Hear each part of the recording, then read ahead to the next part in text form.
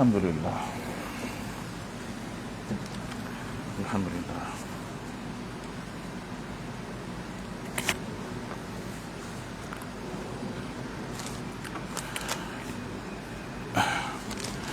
Bismillahirrahmanirrahim. Minta maaf tuan-tuan ya, tiba-tiba sakit perut.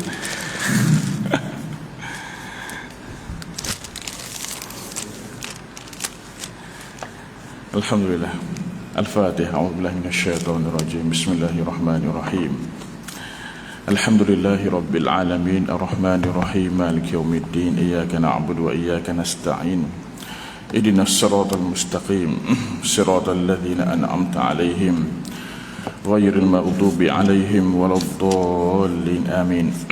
Innal hamdalillah alladzi nahmaduhu wa nasta'inuhu wa nastahdihi wa nastaghfiruh wa na'udzu billahi min shururi anfusina wa min sayyiati a'malina. من يهده الله فلا مضل له ومن يضلل فلا هادي له وأشهد أن لا إله إلا الله وأشهد أن محمدا عبده ورسوله.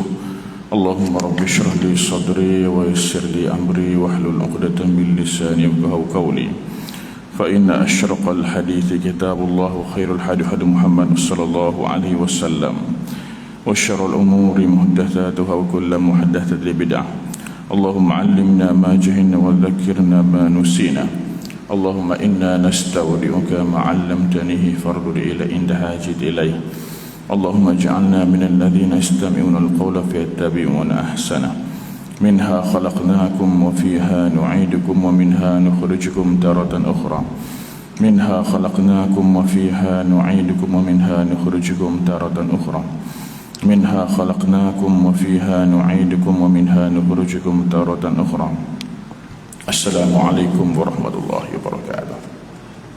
Yang dimuliakan Al-Fadil Tuan Nazir Timbalan Setiausaha Bendahari Ahli-ahli Jawatan Kuasa yang saya segani, Al-Fadil Tuan-tuan Imam, Tuan-tuan Bilal, Tuan-tuan Syiah, Haji Fadil, dan semua sahabat-sahabat yang dikasihi Allah Ta'ala sekalian. Apa khabar semua Syiah ni? Alhamdulillah. Alhamdulillah. Selamat Hari Raya semua tuan-tuan. Ya, walaupun Hari Raya dah berlalu dah, tetapi Raya Melayu ni sebulan ya. Jadi masih lagi kita boleh ucap selamat Hari Raya lah. Maaf zahir batin semua tuan-tuan.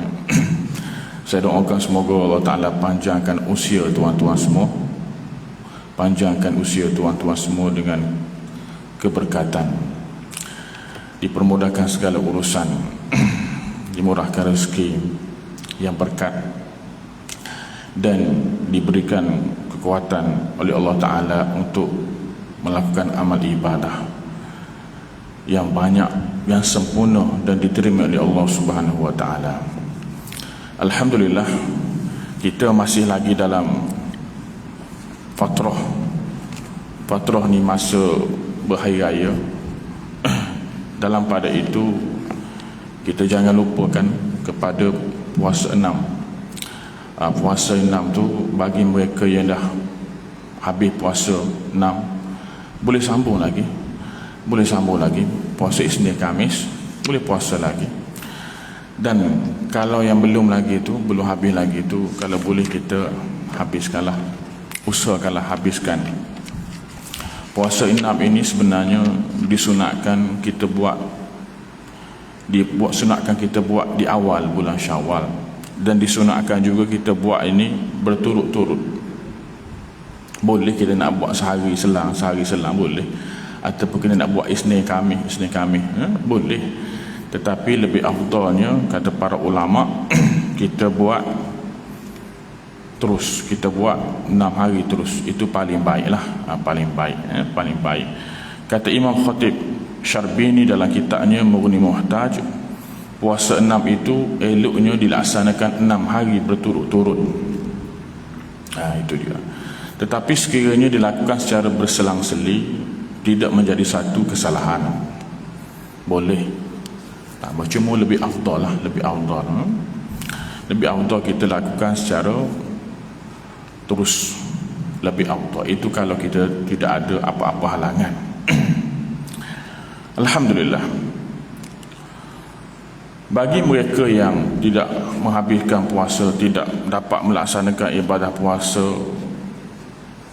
dalam bulan Ramadan baru-baru ni, 29 hari tersebut boleh qada teruslah, boleh qada terus, dan boleh niat sekali lah dengan puasa 6 bagi perempuan. Bagi perempuan, ulama kata bagi perempuan yang kedatangan bulan. Jadi mereka ada pendapat kata dibolehkan mereka niatkan terus puasa 6 tu dengan puasa ganti, puasa qada bagi lelaki. Bagi perempuan, baik, bagi lelaki macam mana?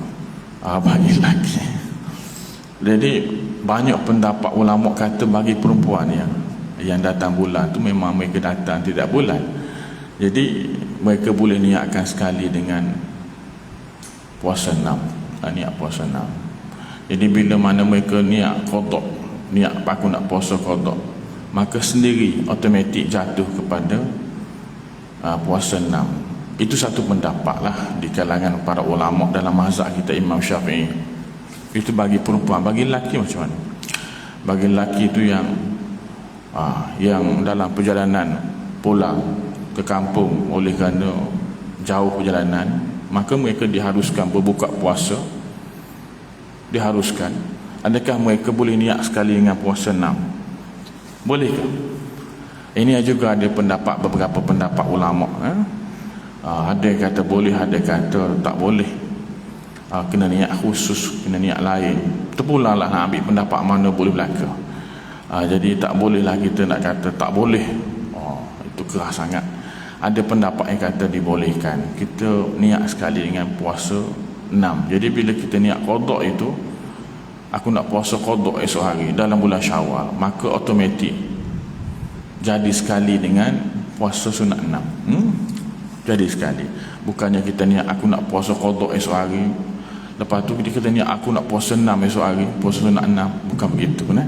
Kita niat qada tu automatik lah. Kita niat qada, maka automatik jatuh kepada puasa sunat 6 hari dalam bulan Syawal. Itu satu pendapat. Kalau kita nak ambil pendapat yang kata kita nak buat asing, itu lebih baik bagi mereka yang kemampuan. Boleh, tidak ada masalah. Yang pentingnya seelok-eloknya siapa yang nak qada puasa tu qadalah dalam bulan Syawal, kerana kelebihannya itu amat hebat. Nabi SAW bersabda dalam sebuah hadis riwayat Imam An-Nasa'i. Hadis ni hadis yang masyhur. Barang berpuasa pada bulan Ramadan seolah-olah puasa selama 10 bulan, dan puasa 6 pada bulan Syawal seperti puasa 2 bulan. Jadi kita puasa bulan Ramadan itu seperti kita puasa 10 bulan, dan kita puasa lagi 6 hari dalam bulan Syawal seperti kita puasa 2 bulan. Itu satu riwayat, riwayat Imam An-Nasa'i, riwayat Imam An-Nasa'i. Ini hadis yang kuat, hadis yang kuat.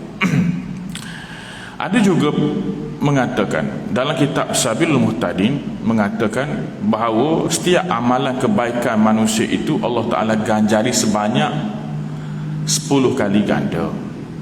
Di setiap amal kebajikan, setiap amal kebaikan yang kita buat ini, Allah Ta'ala ganjari sebanyak 10 kali ganda. Puasa 30 hari pada bulan Ramadan diganjari sebanyak 300 hari lah. Jadi kalau 30 hari, kalau 29 hari macam mana? Pun sama, jatuh 300 hari jugalah. 29 hari tu nak aguan, nak. Bukan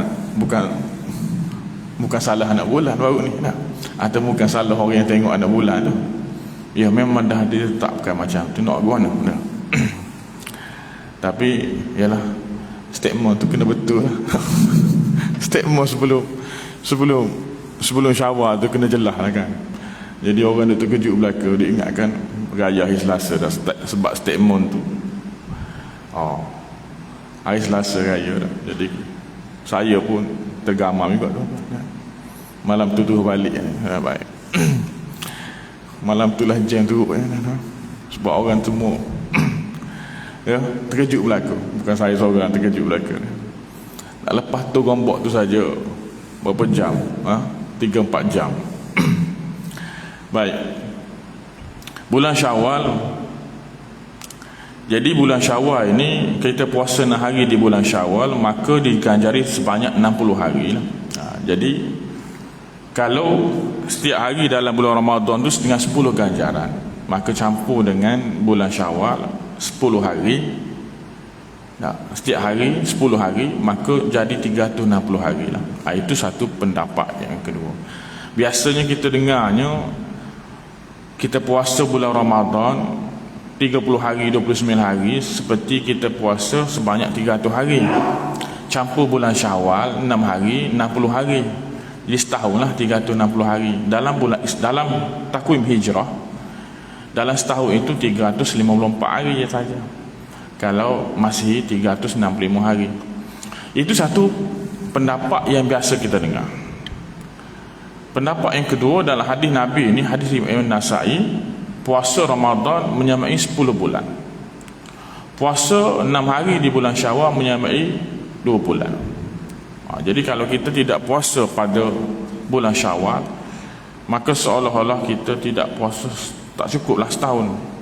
Ini sunat saja, sunat saja. Tambahan daripada itu, kita sebagai manusia yang menjadi hamba kepada Allah Ta'ala, alangkah baiknya seandainya amalan puasa yang diwajibkan ke atas kita pada bulan Ramadan ini, kita teruskan juga pada bulan Syawal. Walaupun sekadar 6 hari. Siapa-siapa yang boleh buat lebih 6 hari, itu lebih baik lagi. Lebih baik lagi. Sebab puasa yang paling afdal, puasa yang wajibnya puasa Ramadan. Puasa selepas Ramadan, yang selepas Ramadan Syawal lah, selain hari-hari tertentu lah, selain hari tertentu, 10 Muharram ke. Baik. Jadi elok sangatlah kita puasa paling kurang pun 6 hari dalam bulan Syawal. Seolah-olah menunjukkan bahawa kita tidak melakukan ibadah puasa semata-mata kerana terpaksa. Ini sebab dia. Allah Ta'ala suruh kita puasa di bulan, Nabi suruh kita puasa di bulan Syawal ni. Suruh sekadar sunat, bukan wajib. Kerana nak menyatakan kepada Allah Ta'ala, kita puasa Ramadan sebelum ni bukan kata kita ni terpaksa, tidak. Tapi sebagai kita ni hamba Allah Ta'ala, kita yakin kepada Allah Ta'ala. Bukan hanya kita mengejar pahala semata-mata, dan bukan hanya kita lakukan segala kewajipan sahaja, tapi kita ni sebagai hamba Allah Ta'ala. Kita buat itu bukan kerana terpaksa. Kita puasa di bulan Ramadan bukan kerana terpaksa, tapi kita mengharapkan redha Allah Ta'ala. Itu tandanya kita betul-betul ikhlas kepada Allah Ta'ala. Maka sebab itulah rugilah siapa-siapa yang tidak puasa di bulan Syawal ini, yang tidak menunjukkan bahawa dia itu betul-betul hamba Allah Ta'ala, yang betul-betul redha, yang betul-betul ingin mendapatkan keredaan Allah Ta'ala. Sebab kita sebagai hamba, kita kena benar-benar bersungguh-sungguh untuk mendekatkan diri kita kepada Allah Ta'ala. Jadi kalau kita nak tahu amal ibadah kita dalam bulan Ramadan baru ni Allah Ta'ala terima ataupun tidak, kita tengok sekarang ni lah. Dia ada kesan. Lepas Ramadan tu macam mana? Kalau kita seperti bulan Ramadan, pergi ke masjid, sembahyang di masjid atau di surau, bangun malam, baca Quran, mengaji. Tadarus tu ialah bulan Ramadan tu lain lah kan. Jadi kalau bukan bulan Ramadan, masing-masing sendiri kita mengaji je, tak apa dah. Yang penting kita buat ke tidak amalan di bulan Ramadan dulu. Jadi kalau di bukan bulan Ramadan ini kita tak buat seperti apa yang kita buat di bulan Ramadan baru-baru ni, maka itu tandanya something wrong ibadah kita. Saya tidak kata Allah Ta'ala tidak terima, saya tidak kata begitu. Cuma mungkin ada something wrong lah. Jadi kita muhasabah balik lah, muhasabah balik. Kalau Allah Ta'ala terima, maka kita akan jadi rasa rajin. Kita akan jadi rasa rajin, kita akan betul-betul lakukan seperti mana apa yang kita lakukan di bulan Ramadan baru ni. Membiasakan puasa setelah berlajunya Ramadan menandakan diterimanya puasa Ramadan. Kerana apabila Allah Subhanahu Wa Taala menerima amal seorang hamba, maka pasti dia menolongnya dalam meningkatkan perbuatan baik selepasnya. Inilah tanda kita diterima atau tidak amalan kita. Jadi setelah berlalunya Ramadan, diterima atau tidak puasa Ramadan kita tengok kita sendirilah. Kalau kita diterima amal ibadah kita, maka kita ada kekuatan, kita akan buat seperti apa yang kita buat di bulan Ramadan. Kerana Allah Ta'ala bila mana menerima amal seorang hamba itu, dia akan menolongnya dalam meningkatkan perbuatan baik selepasnya. Baik. Sebahagian cerdik pandai hukama mengatakan pahala amal kebaikan itu sebenarnya kebaikan yang ada sesudahnya. Itulah sebenarnya pahala amal kebaikan kita memang tak nampak pahala kita. Sebab pahala ini Allah Ta'ala letakkan dalam gedung pahala masing-masing. Kita tak nampak, banyak mana aku tak nampak, masing-masing tak nampak. Yang kita akan nampak nanti bila kita masuk kubur, bila kita masuk ke alam akhirat. Alam barzah tu alam akhirat, permulaan kepada alam akhirat. Di situlah kita akan nampak amalan kita, kita akan guna. Sebelum itu kita tidak nampak. Jadi kita nak tahu amal pahala kita itu Allah Ta'ala beri ataupun tidak, kita tengok kebaikan kita yang kita lakukan selepas kita buat kebaikan. Kalau selepas kita buat kebaikan itu akan bertambah kebaikan sesudahnya, itu tandanya Allah Ta'ala terima amalan kita, ibadah kita. Sesiapa yang dikatakan mengerjakan kebaikan adalah dia berdasarkan kebaikan yang ada sesudahnya. Sesiapa yang mengerjakan kebaikan kemudian melanjutkannya dengan kebaikan lalu, dengan kebaikan lagi, dengan kebaikan yang lain, maka hal itu merupakan tanda atas terkabulnya amal pertamanya. Itu kita nak cak. Ada orang tu dalam bulan Ramadan dia baiklah, memang baik pun. Orang yang jahat pun baik dalam bulan Ramadan. Sebab Nabi kata Allah Ta'ala tutup pintu neraka. Allah Ta'ala buka pintu syurga. Bukannya maksud pintu syurga dibuka betul. Banyak ulama-ulama membahaskan hadis itu. Bukannya buka betul-betul pintu syurga. Sebenarnya buka pintu syurga tu makna kita ada rasa gairah nak buat benda baik, nak buat kebajikan, rasa seronok, ada semangat. Ditutupnya pintu neraka, bukannya betul-betul tutup pintu neraka. Itulah ulama yang bahaskan, ulama bincangkan. Yang dimaksudkan dengan tutup pintu neraka, Allah Ta'ala kunci nafsu kita, rasa nak buat benda tak baik. Jadi dalam bulan Ramadan ni memanglah siapa-siapa pun dia ada rasa lain. Tapi yang kita nak lihatnya selepas Ramadan, ni start bulan Syawal, kita boleh lihat bagaimana sebenarnya kita. Demikian pula sebaliknya, jika seorang melakukan suatu kebaikan lalu diikuti dengan yang buruk, maka hal itu merupakan tanda tertolaknya amal yang telah dibuat olehnya. Itu dia.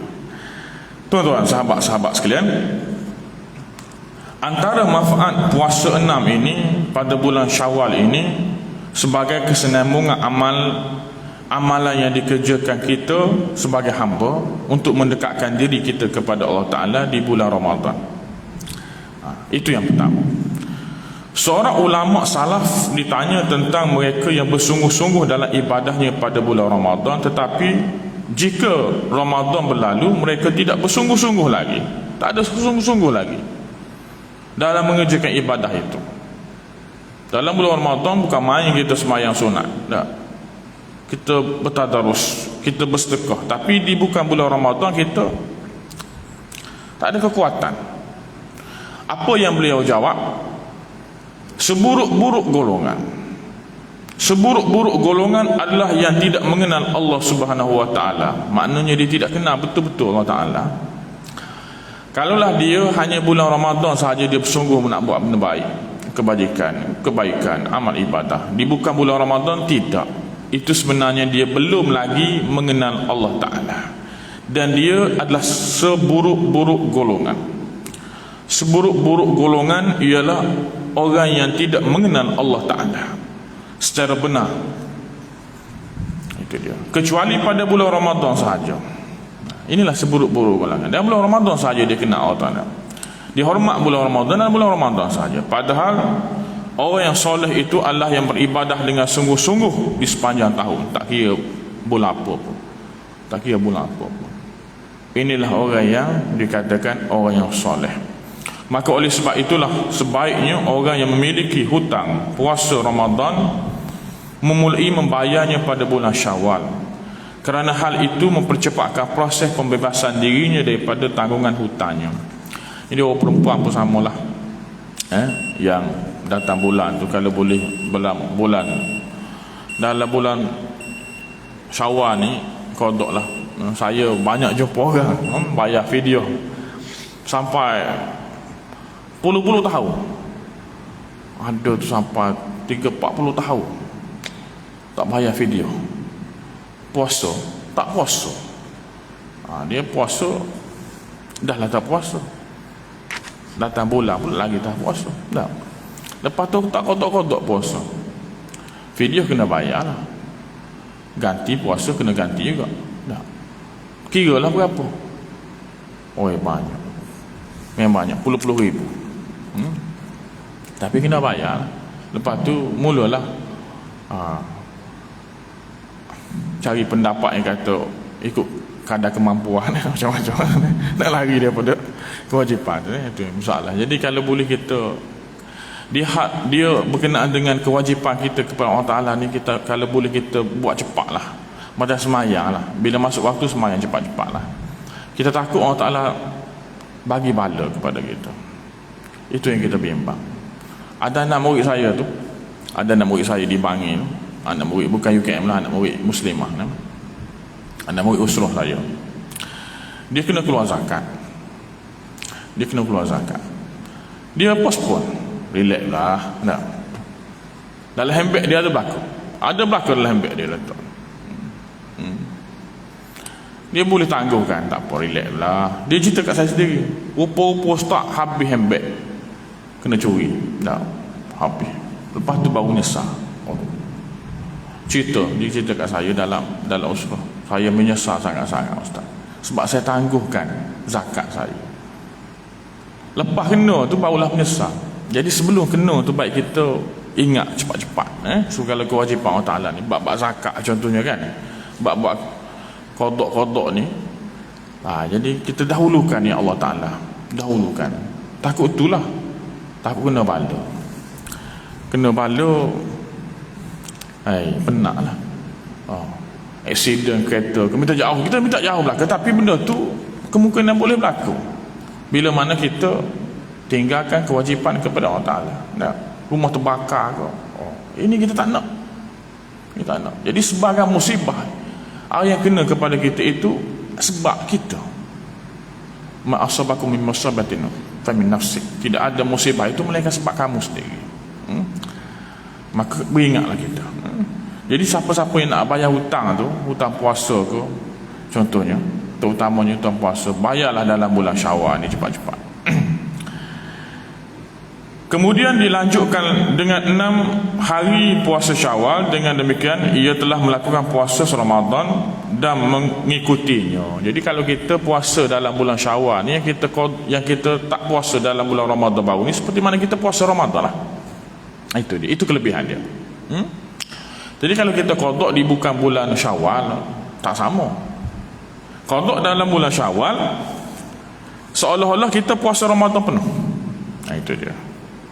Dilanjutkan dengan 6 hari puasa Syawal. Dengan demikian ia telah melakukan puasa Ramadan dan mengikutinya 6 hari pada bulan Syawal, seperti puasa bulan Syawal penuh, seperti puasa Ramadan penuh. Itu dia. Baik tuan-tuan, sahabat-sahabat semua, yang keduanya pada pagi ini, dalam masa beberapa minit ni, saya rasa bersalah pula kan kalau kuliah lama-lama, kuliah subuh lama-lama, sebab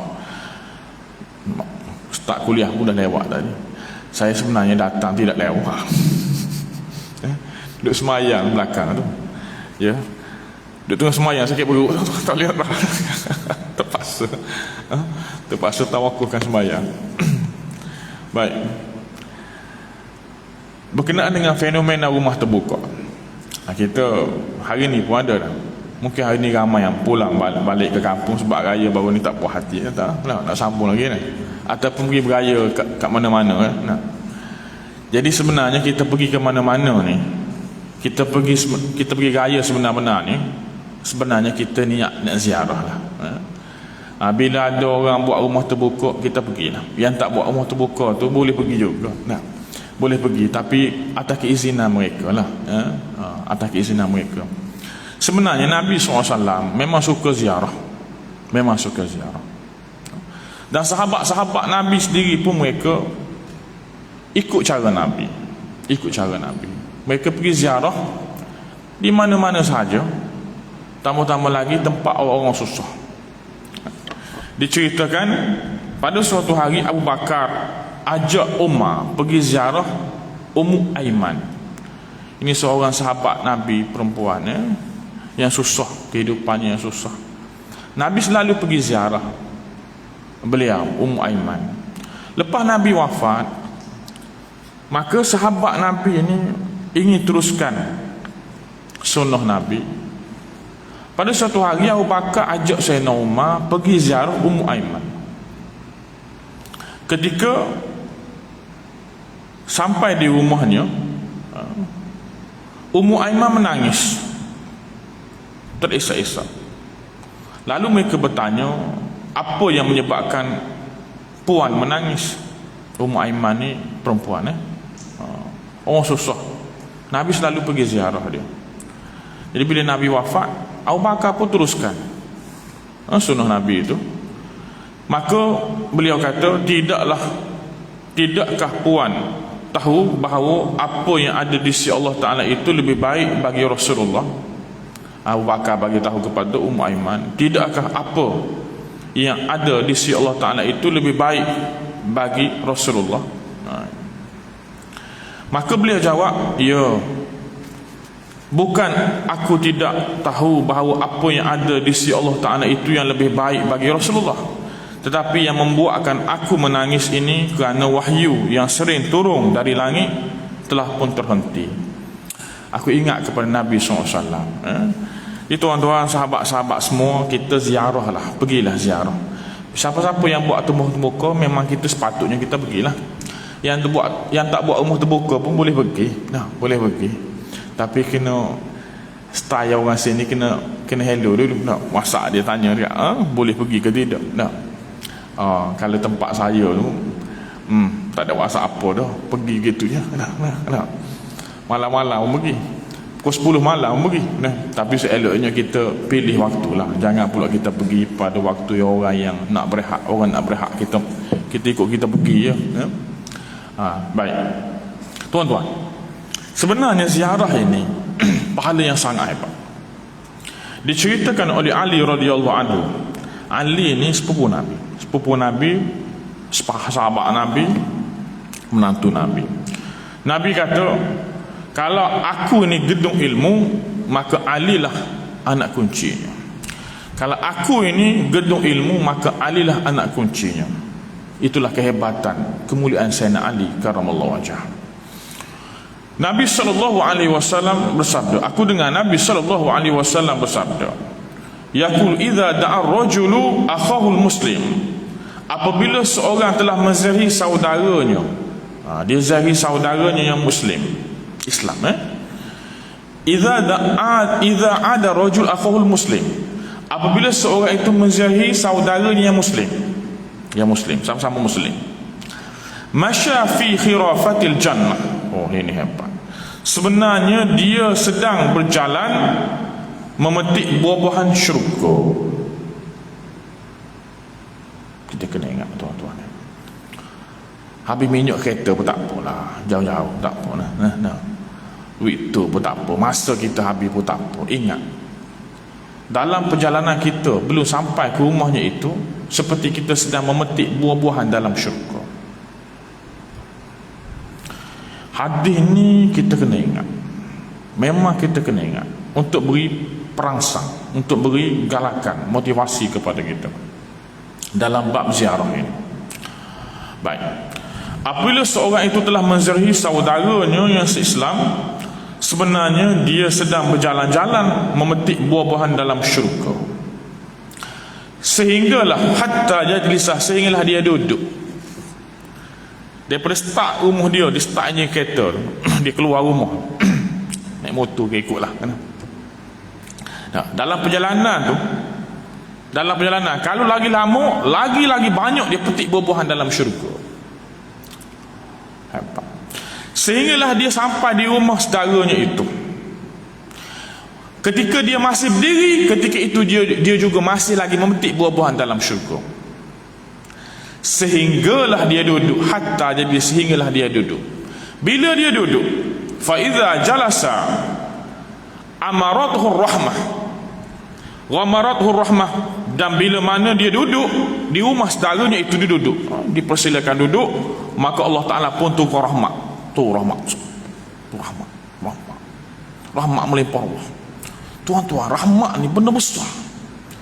Kita nak rahmat Allah Ta'ala dalam kehidupan kita atas muka bumi, perlu rahmat Allah Ta'ala. Bila sebut rahmat, merangkumi semua: rezeki murah, hati tenang, jiwa lapang, dipermudahkan urusan, kebahagiaan rumah tangga, berlaku rahmat ni. Sebab rahmat inilah Allah Ta'ala jadikan kita semua ni, tuan-tuan, hidup dalam dunia ni dengan rahmat Allah Ta'ala. Bahkan masuk syurga juga dengan rahmat Allah Ta'ala. Dalam satu hadis Nabi kata rahmat Allah Ta'ala ini ada 100 semua, 100. Satu rahmat saja Allah Ta'ala turunkan kepada penduduk bumi semenjak daripada Nabi Adam tu, semenjak manusia pertama sampailah kiamat, dengan satu rahmat. Semua sekali, bukan manusia saja, jin, binatang, dengan satu rahmat. Bahkan kuda yang berikan susu kepada anaknya juga dengan rahmat Allah Ta'ala. Semua dengan rahmat, pun tak habis-habis dengan satu rahmat. Dan di akhirat nanti Allah Ta'ala akan berikan 99 rahmat lagi. Dan Allah Ta'ala akan cukupkan dengan satu ni, yang atas dunia ni, cukupkan jadi satu balik. Hidup kita perlu rahmat. Oh, itu hebat. Sebab itulah pergi ziarah orang ni, dahlah kita pergi tu seperti kita sedang memetik buah-buahan dalam syurga. Bila kita sampai di rumahnya, dipersilakan duduk. Bila kita duduk tu, bukan tak duduk tu, Allah Ta'ala tu rahmat. Turun rahmat yang melimpah ruah. Ghamarathur rahmah. Ghamara ni mana? Ghamara ni mana hujan lebat tu macam tu ha? Jadi hebat. Kalau nampaklah tuan, pakat berbu belaka. Fa in kana jika sekiranya ghudwatan, jika sekiranya dia pergi ziarah itu pada waktu pagi, salla alaihi sab'una alfa malakin hatta yumsiya, maka 70,000 malaikat berselawat. Selawat malaikat kepada kita ni makna selawat malaikat minta Allah Ta'ala ampunkan dosa-dosa kita. Kalau kita selawat kepada Nabi, kita doa semoga Allah Ta'ala angkatkan derajat kedudukan Nabi, untuk beri rahmat, tambahkan rahmat kepada Nabi. Allah Ta'ala selawat balik kepada kita, Allah Ta'ala turun rahmat kepada kita. Tapi selawat malaikat kepada kita maknanya malaikat minta Allah Ta'ala ampunkan dosa-dosa kita. Jadi kalau kita pergi ziarah itu pada waktu pagi, maka malaikat 70,000 malaikat berselawat, makna malaikat memohon Allah Ta'ala ampunkan dosa kita sehingga waktu petang hatta yumsiya. Wa in kana masa'a, dan jika sekiranya kita pergi ziarah pada waktu petang, salla alaihi sab'una alfa malakin hatta yusbiha, maka 70,000 malaikat akan berselawat, akan minta Allah Ta'ala ampunkan dosa-dosa kita sehingga malam. Bukan sehingga pagi esok, tuan-tuan, sehingga pagi. Pergi ziarah pada waktu pagi, 70,000 malaikat minta Allah Ta'ala ampunkan dosa-dosa kita sampai waktu petang. Kita pergi ziarah pada waktu petang, 70,000 malaikat akan minta Allah Ta'ala ampunkan dosa kita sampai kita pagi esok. Ini hebat, ini sangat hebat. Dah banyak lagi lah tuan-tuan kalau nak cerita, tapi oleh kerana saya ni rasa bersalah datang, tak lewat. Untuk sekiranya lagi pun kita dalam bulan Syawal ni tak boleh lama-lama kuliah kan. Moga-moga apa kita dengarkan tadi Allah Ta'ala berikan kekuatan kepada kita semua, tuan-tuan. Dan saya minta maaf banyak sekali lagi kerana saya terlewat sikit, kerana keuzuran sekejap tadi. Aku qouli hadza wa astaghfirullahal azim li wa lakum. Wassalamualaikum warahmatullahi wabarakatuh. Sebelum itu tuan-tuan, pada pagi ini saya nak edarkan borang korban Kemboja. Siapa-siapa yang nak dapatkan borang korban boleh ambil dekat luar sana lah, atas meja kat luar sana, ataupun ambil dengan saya ni borang korban ni. Dan tuan-tuan boleh tolong agih-agihkan lah borang korban ni. Satu bahagian lembu RM360 saja. Satu bahagian lembu RM360 saja. Untuk kambing RM670 saja. Jangan bimbanglah tuan-tuan buat dengan saya lembu besar-besar apa hati. Dan lebihan duit korban ini adalah sikit-sikit. Kita akan masukkan ke dalam tabung sekolah tahfiz. Semuanya. Jadi kita buat ini untuk inwan lah. Buat korban sekali dengan kita buat wakaf. Lebihan duit itu kita buat wakaf untuk sekolah tahfiz. Sekolah tahfiz dan akademik di sana. Jadi mana-mana yang berkesempatan bolehlah ambil borang dekat luar sana, ataupun buat ambil borang dengan saya ni. Nak ambil banyak pun tak apa, nak tolong step pun tak apa, ikut sesamalah kita pakat-pakat tolonglah ke tuan-tuan. Itu saja daripada saya. Assalamualaikum warahmatullahi wabarakatuh. Bismillahirrahmanirrahim. Alhamdulillahirabbil alamin, wassalatu wassalamu ala asyrafil anbiya'i wal mursalin wa ala alihi washabihi ajma'in. Allahumma jam'ana hadza jam'an marhuma wa tafarraqna bi ba'di tafarruqan ma'suma. Wa sallallahu ala Muhammad wa ala alihi washabihi wasallam. Alhamdulillahirabbil alamin. Assalamualaikum warahmatullahi wabarakatuh. Alhamdulillah.